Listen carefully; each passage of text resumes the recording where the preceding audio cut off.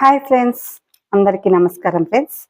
యాక్చువల్గా ఈరోజు నేను ఏం మాట్లాడుతున్నానంటే మనం డిఎస్సి ఏపీ డిఎస్సి వదులుతారు కదా ఫ్రెండ్స్. ఫిబ్రవరిలో నోటిఫికేషన్ అయితే వస్తుందంట. నేనైతే టెట్ క్వాలిఫై అయ్యాను ఫ్రెండ్స్. ఇప్పుడు ఏపీ డిఎస్సికి అయితే చదువుతున్నాను ఫ్రెండ్స్. ఎందుకంటే నేను ఈ బుక్ అనేది చదివితే టెక్స్ట్ బుక్లు చదివితే ఖచ్చితంగా జాబ్ అయితే వస్తుందని అందరూ అంటున్నారు కాబట్టి నేను ఖచ్చితంగా టెక్స్ట్ బుక్లు అయితే చదువుతాను ఫ్రెండ్స్. అలాగే నేను చదివేది కూడా మీరు కూడా అందరూ వినాలని నేను ఈ వీడియోస్ చేస్తున్నా ఫ్రెండ్స్. ఏమైతుందంటే చాలా మంది అయితే టెక్స్ట్ బుక్ ఓపెన్ చేసి చదవంగానే ఈ పని ఆ పని ఏదో ఒకటి గుర్తొస్తుంది ఫ్రెండ్స్. నాకు కూడా అంతే. ఈ టెక్స్ట్ బుక్ ఓపెన్ చేసి చదువుదామంటే ఏదో ఒక పని గుర్తొచ్చేస్తుంది. చాలా మంది లేడీస్కి అంతే కదా ఫ్రెండ్స్.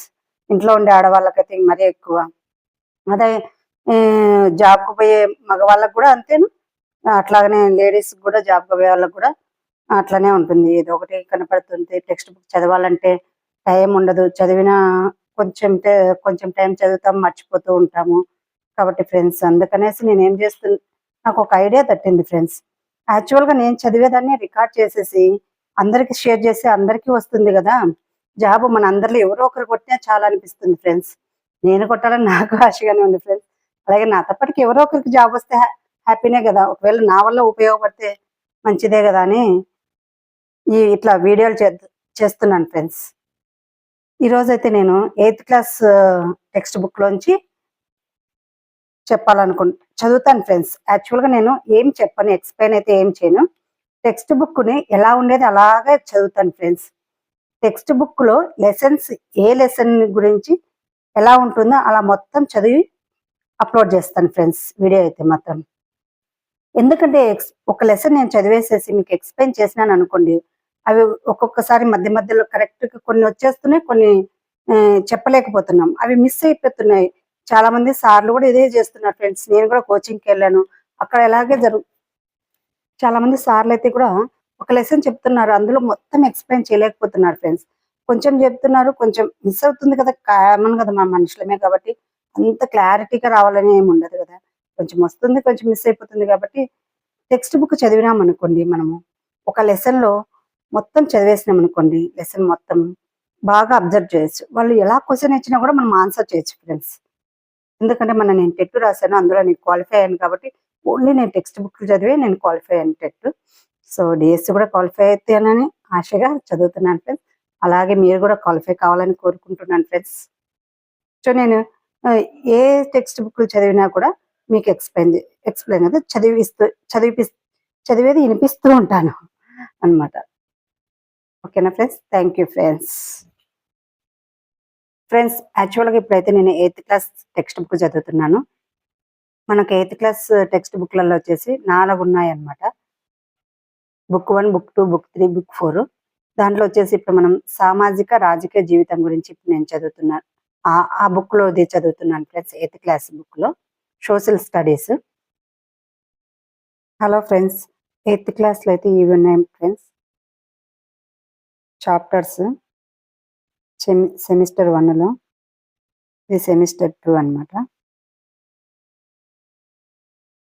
మనం ఇప్పుడు సెమిస్టర్ 1లోంచి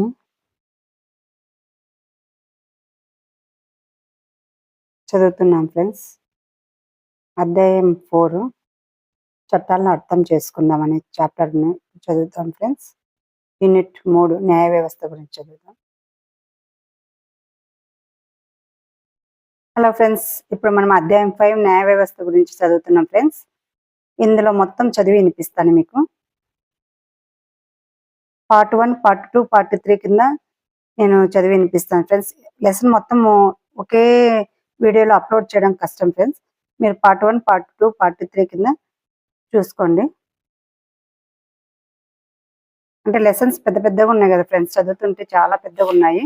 అందుకనేసి నేను ఇట్లా పార్ట్ 1, పార్ట్ 2, పార్ట్ 3 ఎన్ని పార్ట్స్ పోతే అన్ని పార్ట్ల వరకు విడుదల చేస్తాను ఫ్రెండ్స్ మొత్తము, ఈ లెసన్ మొత్తాన్ని. హాయ్ ఫ్రెండ్స్, ఇప్పుడైతే మనం అధ్యాయం 5 న్యాయ వ్యవస్థలో చదువుతున్నాము. న్యాయ వ్యవస్థ గురించి చదువుతున్నాం ఫ్రెండ్స్. చాప్టర్ 1 పార్ట్ 1 కింద న్యాయ వ్యవస్థ గురించి చదువుకుంటున్నా ఫ్రెండ్స్. నేను చదువుకుంటున్నాను, అట్లాగే నేను చదివేది మీరు వినండి. నా శక్తి స్థాయిలో మంచిగానే చదువుతాను. బాగానే చదువుతాను అనుకుంటాను. మీరు కూడా వినండి ఫ్రెండ్స్. మీకు కూడా వింటూ ఉంటే ఎవరికైనా వస్తుందనమాట. అర్థమవుతుంది. ప్లస్ వస్తుంది.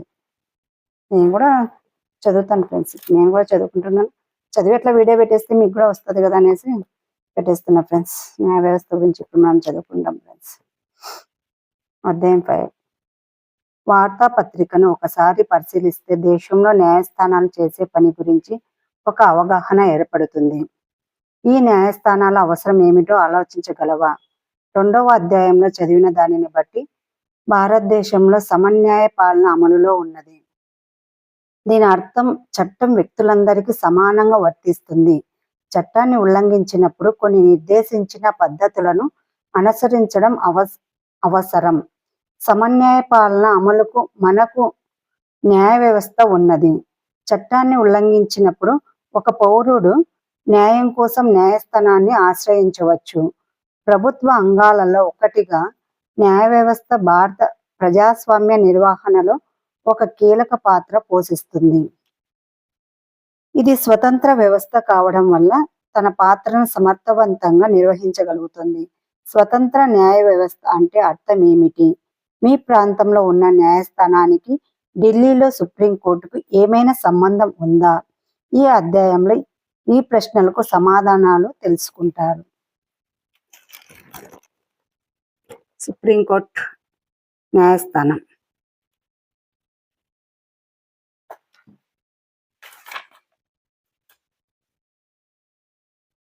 న్యాయ వ్యవస్థ పాత్ర ఏమిటి? అనేక అంశాలపై న్యాయస్థానాలు నిర్ణయాలు తీసుకుంటాయి. ఉదాహరణకు, ఉపాధ్యాయుడు విద్యార్థిని దండించరాదనే విషయం, రాష్ట్రాల మధ్య నదీ జలాల పంపకం, నిర్దిష్ట నేరాలకు ప్రజలను శిక్షించడం మొదలగు అంశాలను అవి నిర్ణయించగలవు. స్థూలంగా చెప్పాలంటే న్యాయ వ్యవస్థ చేసే పనిని ఈ క్రింది విధంగా విభజించవచ్చు. వివాదాల పరిష్కారం. న్యాయ వ్యవస్థ పౌరుల మధ్య, పౌరులకు ప్రభుత్వానికి మధ్య, 2 రాష్ట్ర ప్రభుత్వాల మధ్య, కేంద్ర రాష్ట్ర ప్రభుత్వాలకు మధ్య వచ్చే వివాదాలను పరిష్కరించడానికి తగు యంత్రాంగాన్ని ఏర్పాటు చేస్తుంది. న్యాయ సమీక్ష అన్నమాట. న్యాయ సమీక్ష పౌరుల మధ్య, పౌరులకు ప్రభుత్వానికి మధ్య, 2 రాష్ట్ర ప్రభుత్వాల మధ్య, కేంద్ర రాష్ట్ర ప్రభుత్వాలకు మధ్య వచ్చే వివాదాలను పరిష్కరించడానికి తగు యంత్రాంగాన్ని ఏర్పాటు చేస్తుంది. న్యాయ సమీక్ష పార్లమెంట్ ఆమోదించిన చట్టాల రాజ్యాంగ మౌలిక స్వరూపాన్ని ఉల్లంఘించినట్లు భావిస్తే రాజ్యాంగ వ్యాఖ్యతగా రాజ్యాంగానికి లోబడి న్యాయ వ్యవస్థ వాటిని రద్దు చేస్తుంది. దీనినే న్యాయ సమీక్ష అంటారు. చట్టాన్ని సమర్థించడం మరియు ప్రాథమిక హక్కుల అమలు చేయడం. భారతదేశంలోని ప్రతి పౌరుడు తన ప్రాథమిక హక్కులకు భంగం వాటిల్లినట్లు భావిస్తే సుప్రీంకోర్టు లేదా హైకోర్టును ఆశ్రయించవచ్చు. ఉదాహరణకు, మీరు 7వ తరగతిలో చదివినట్లు హకీం షేక్ అనే వ్యవసాయ కార్మికుడు నడుస్తున్న రైలు నుండి పడి గాయపడ్డాడు. అనేక ఆసుపత్రులు అతన్ని చేర్చుకోవడానికి నిరాకరించినందున అతని ఆరోగ్య పరిస్థితి మరింత దిగజారింది.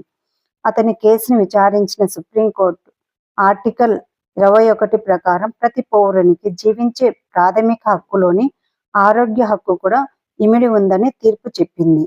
అందువల్ల అతనికి జరిగిన నష్టానికి పరిహారం చెల్లించవలసిందిగా పశ్చిమ బెంగాల్ ప్రభుత్వాన్ని ఆదేశించింది. అలాగే అత్యవసర సమయంలో రోగుల ప్రాథమిక ఆరోగ్య సంరక్షణకు తీసుకుంటున్న మార్గచూసి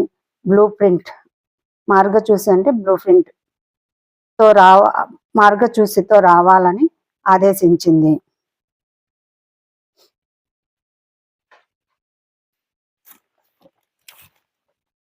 సుప్రీంకోర్టు భారత రాజ్యాంగం. భారతదేశం గణతంత్ర రాజ్యంగా ఏర్పడిన 1950 జనవరి 26వ తారీఖునే సుప్రీంకోర్టు ఏర్పాటు చేయబడింది.